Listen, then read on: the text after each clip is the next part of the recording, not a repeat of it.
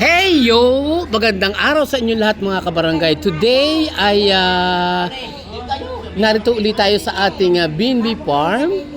Ayan. Dito sa Mataas sa Kahoy, Barangay Bubuyan. At dahil piyesta nga dito, ay syempre, hindi muna tayo magkaklase for today's vlog. Kasi nga, ay piyesta dito. At nasasakupan ito ng Barangay Bubuyan ang B&B Farm. So, pasukin natin at tingnan natin kung may handa si ma'am at saka si sir. Kasama natin ang ating mga iba pang mga classmate. Ayan. Pasok tayo sa kanilang compound.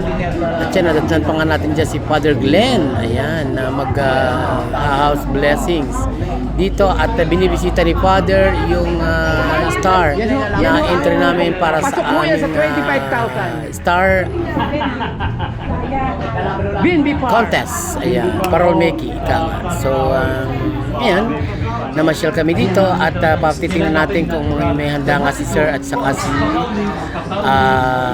ma'am this day. At binibisita nga natin ang farm uli dahil supposed to be dapat may klase tayo ngayon dahil Thursday, it's Thursday today, Huwebes ngayon, kaya titingnan natin kung may handa nga at chichikin natin ang kusina at ang buong kabahayan. Ayan, gate cross pa. Hindi naman, dahil invited naman tayo dito talaga. So, titingnan natin kung may handa nga si naman this time. Ay! Bumungad nga sa atin sa mga oras na ito ang niluluto ni Kamanding at ni Alex na anong tawag dito? Ay, kaldereta, spicy kaldereta. Ayan, kalderetang baboy. At nagmamaluto na nga yan or apretada, hindi ko alam, basta ang alam ko may handa sila dahil piyesta nga ngayon for today's vlog. At nag-aayos sa ispang at nagluluto-luto pa habang hindi pa dumarating ang mga bisita dito sa B&B Integrated Farm dito sa Barangay Bubuyan, Mataas na Kahoy, Batangas. At sinasahog na nga at magmamaluto na nga itong kaldereta na talaga namang pinapahuli ang patatas, ang carrots at ang mga green chili pepper. Ayan. Tapos medyo maanghang na konti yan at matitikman natin maya-maya lang. So, yan na nga. Bumungad sa atin today ang masarap na nilulutong kaldereta at tamang-tama naman ang dating natin. Then napaaga nga tayo dito at ang purpose natin ay tumulong sa pagluluto ng kanilang handa at dahil piyesta nga ng Barangay Bubuyan. So, happy piyesta sa inyo lahat mga taga Barangay Bubuyan. And let's celebrate good times here in B&B Integrated Farm. Ayan, si Kamande, ang aming driver na naghahatid sundo sa amin dito sa Mataas sa Kahoy at kami ay may oras na may araw ng aming seminar. At ang narinig niyo mga background na ay ang mga kaklase ko dito sa B&B Farm at nagkakatuwa, nagkukwentuhan habang nag-i-edit ako ng video ito ng ating vlog for today.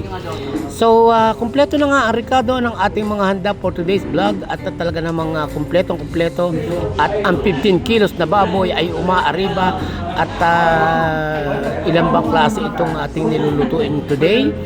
1, 2, 3, 4. Apat na klase ang lulutuin natin. Isang spicy caldereta, isang plain caldereta, isang apretada at isang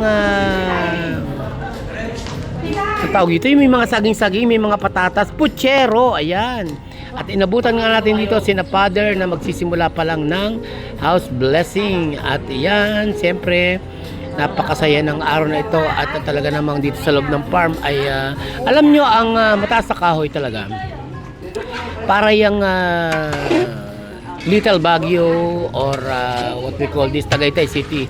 Medyo malamig dito at syempre mataas ang puno ng kahoy dito kaya tinawag na Mataas na Kahoy dahil nga nung araw itong mataas na kahoy ay pinamumugaran ng maraming puno ng buboy na ginagawang unan ng ating mga maninuno nung araw.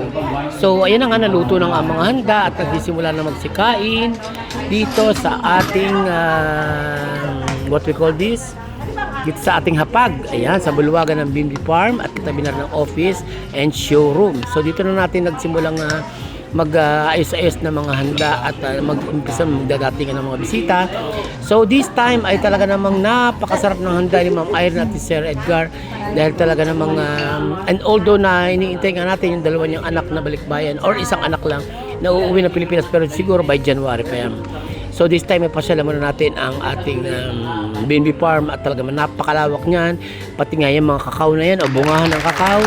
At ang gusto nila ay pagdating ng araw sila exporter na kakao. And that's for today's vlog. And thank you so much for watching and see you on my next vlog again. Thank you. Happy Fiesta mga ibubuyan.